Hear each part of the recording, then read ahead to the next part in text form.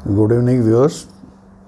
मैं आपका मेज़बान दीप सिंह, फाउंडर मेंबर और नेशनल काउंसिल मेंबर आम आदमी पार्टी जम्मू से। तो आज कोई रूटीन की खबरें तो नहीं हैं, लेकिन आज की बात को चलाए रखना है। आज की बात तो ज़रूर करनी होगी।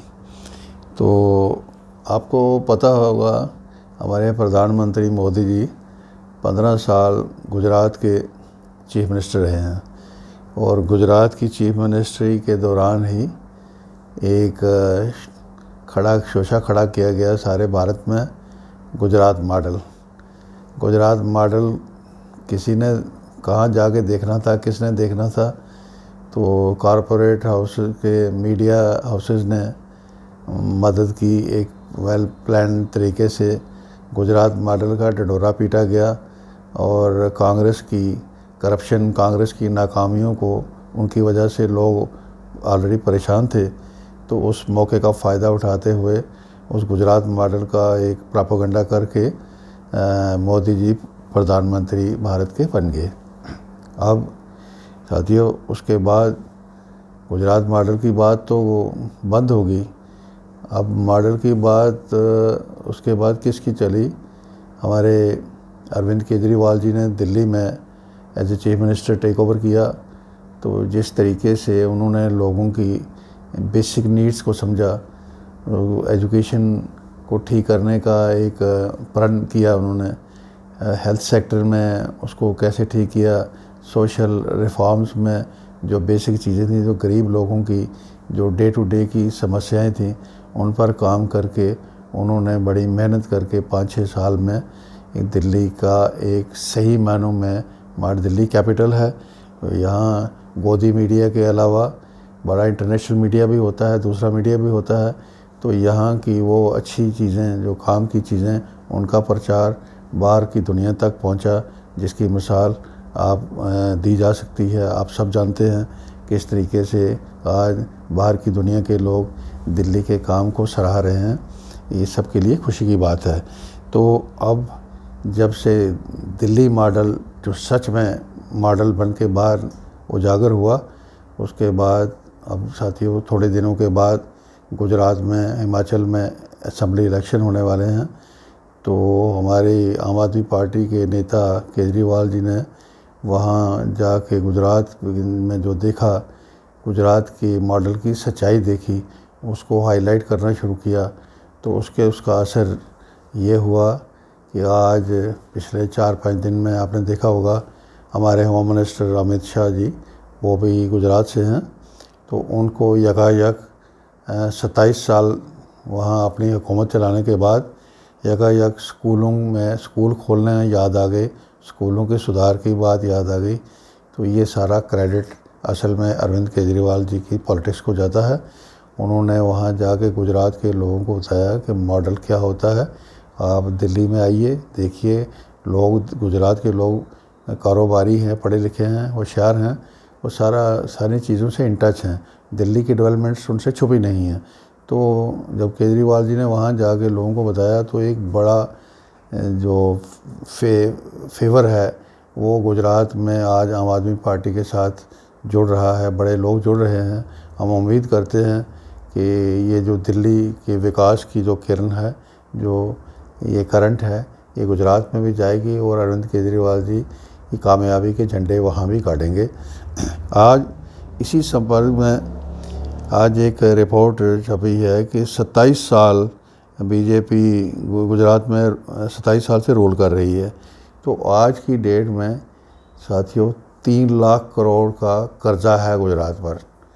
ये आपने सुना होगा, लेकिन आप याद रखिए 3 लाख करोड़ का कर्जा है। और अभी ये जो CAG ने एक वार्न किया है गुजरात गवर्नमेंट को कि आपको 7 साल के अंदर अंदर 1,87,000 करोड़ जो कर्जा है उसकी वापसी करनी होगी।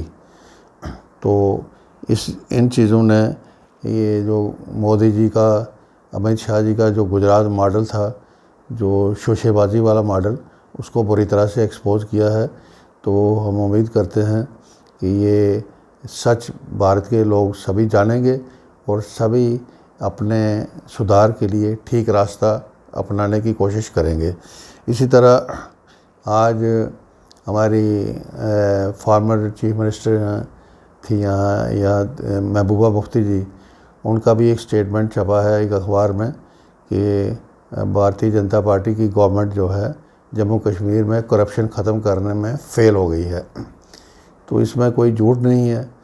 अब वो अलग बात है, महबूबा मुफ्ती जी अपने दौर पे कितनी करप्शन को रोक पाई, उनके साथ बीजेपी थी, बीजेपी के मंत्रियों ने कितनी दबा के लूट करी, वो किसी से छुपी नहीं। पीडीपी के मंत्री थे, उन्होंने भी कुछ कम नहीं किया। तो जो एडमिनिस्ट्रेशन में जो काम होता रहा वो महबूबा मुफ्ती जी उसको कंट्रोल नहीं कर पाई, तो वो अलग बात है। लेकिन जहाँ तक उन्होंने भाजपा की रोलिंग की बात करी है, करप्शन की बात करी है, इसमें कोई दो राय नहीं है, करप्शन है। तो बात अब तो यहाँ एलजी साहब ने ई गवर्नेंस के नाम पर लोगों को धकेल के एक कोने पर फेंक दिया और लोगों को छोटे छोटे काम के लिए साइबर कैफ़े में जाना पड़ता है, वहाँ से अलग फ़ीस भरनी पड़ती है, वहाँ टाइम देना पड़ता है। फिर उसके बाद वो जो करप्शन का पुराना धंधा जो है वो वैसे का वैसे जारी है, उससे कोई फ़र्क नहीं पड़ने वाला। करप्शन की बात, करप्शन फ्री की बात तब होगी जब लोगों में इसकी चर्चा होगी। जब चर्चा होगी तो सबको पता चल जाएगा कि हाँ कुछ सुधार हुआ है। अभी तक तो हमने कोई ऐसी बात सुनी नहीं।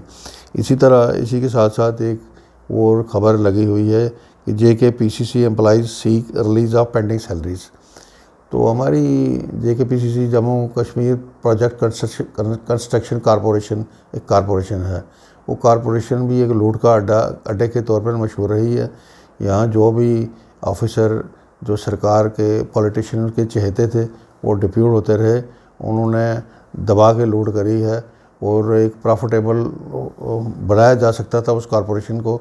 लेकिन आज उसकी हालत ये है कि वहाँ उसकी कश्मीर में बहुत से एम्प्लॉइज़ की पेंडिंग सैलरी के लिए उनको प्रोटेस्ट करना पड़ रहा है।